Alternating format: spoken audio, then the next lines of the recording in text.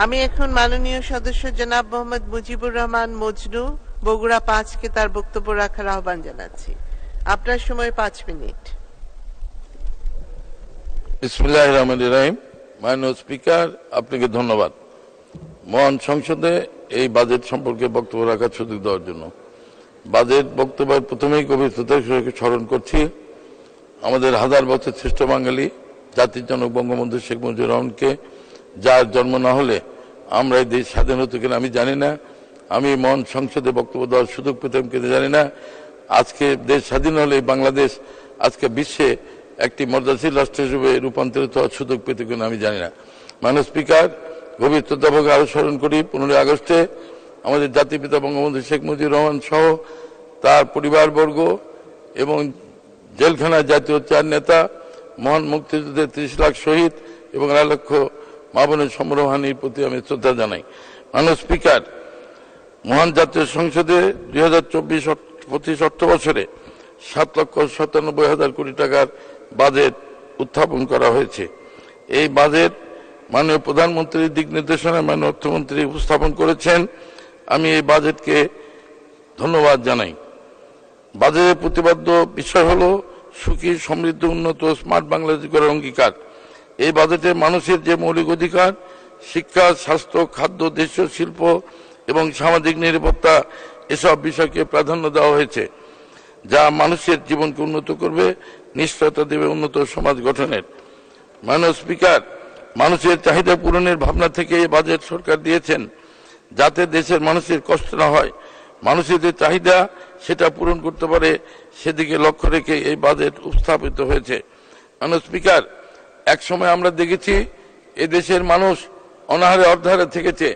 আজকে মাননীয় প্রধানমন্ত্রী জনতা শেখ হাসিনার রাষ্ট্রীয় ক্ষমতা আসার মধ্য থেকে যে কয়েকবার যতগুলি বাজেট দেওয়া হয়েছে, এই বাজেট যথাযথ এবং গণমুখী মানুষের বাজেট হওয়ার প্রেক্ষাপটের কারণেই আজকে বাংলাদেশের মানুষ এত প্রতিকূল অবস্থা, আপনার করোনা, ইউক্রেন রাশিয়ার যুদ্ধ, এর মধ্যে দেশের কোনো মানুষ দ্রব্যমূল্য ঊর্ধ্বগতির পরেও এদেশে কোনো মানুষ আজকে না থাকে না।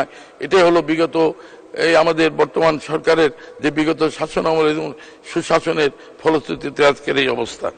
মাননীয় স্পিকার, আজকে আওয়ামী লীগের ক্ষমতা আসার পরে দেশের উন্নতি হয়েছে, জাতির পিতার আদর্শ নিয়ে কাজ করেছে বলেই দেশ আজ এগিয়ে যাচ্ছে, বিশ্ব দরবারে একটি রোল মডেল হিসেবে রূপান্তরিত হয়েছে। বিএনপি জামাত সরকারের আমলে দেশে কোনো উন্নতি হয়নি, বরং তারা দুর্নীতি, অর্থ পাচার করে দেশকে কালো তালিকাভুক্ত করেছিল। এটা দেশবাসী আপনারা সবাই জানেন। মাননীয় স্পিকার, প্রস্তাবিত বাজেটে নিম্ন আয়ের মানুষের উপকার হবে।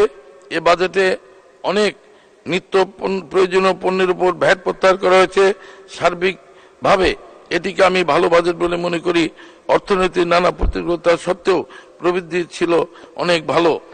মাননীয় স্পিকার, নতুন অর্থ বছরে কৃষি, মৎস্য, প্রাণী সম্পদ এবং খাদ্য নিরাপত্তার খাতে বরাদ্দ বাড়ানো হয়েছে। সদ্য বিদায়ী অর্থ বছরের তুলনায় নতুন অর্থ বছরে এই খাতে প্রায় 7% বরাদ্দ বৃদ্ধি করা হয়েছে, যার পরিমাণ প্রায় 2,379 কোটি টাকা। কৃষি উৎপাদনকে উৎসাহিত করতে ভর্তুকি প্রদান অব্যাহত রয়েছে এবং তা অদূর ভবিষ্যতে চলমান থাকবে।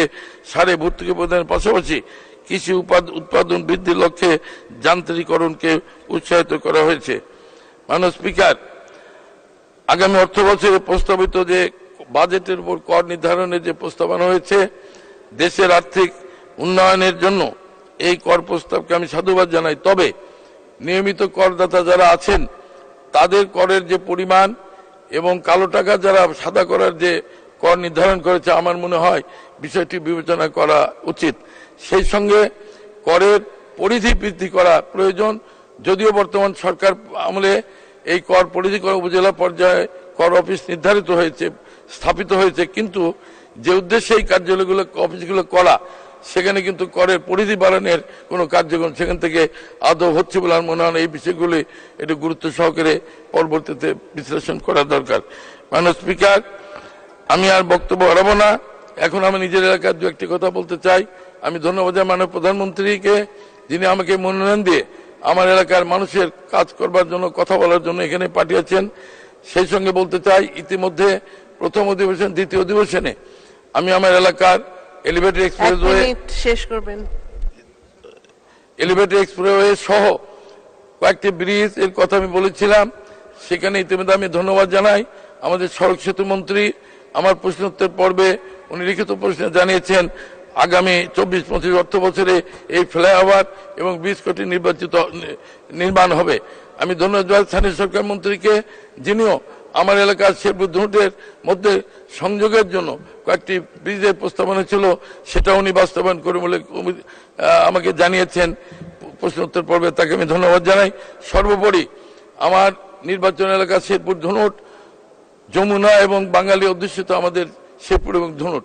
যমুনা নদী ভাঙ্গনে আমাদের প্রায় একটি ইউনিয়নের অর্ধেকাংশ আরেকটি ইউনিয়নের প্রায় 4 ভাগের 1 ভাগ নদীগর্ভে বিলীন হয়েছে এবং আমার শেরপুরের করতা এবং বাঙালি নদীর যে সংযোগ স্থল, সেখানেও ভাঙ্গনের ফলে কয়েকটি মানুষের, কিছু মানুষের বসত বাড়ি এবং আবাদি জমি ফসল নষ্ট হতে যাচ্ছে।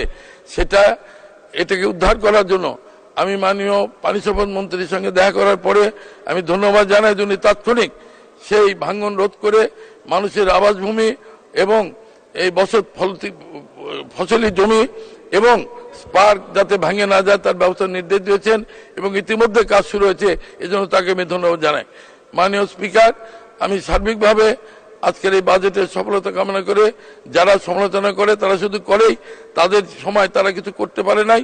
আজকে আমি আশা করি এই বাজেটের মধ্য দিয়ে আগামী দিনে আমাদের দেশের সার্বিক অর্থনৈতিক সফলতা এবং উন্নয়ন ঘটবে। ধন্যবাদ আপনাকে। আসসালামু আলাইকুম। জয় বাংলা, জয় বন্ধু বাংলাদেশ। চিরজীবী হোক। ধন্যবাদ মাননীয় সদস্য।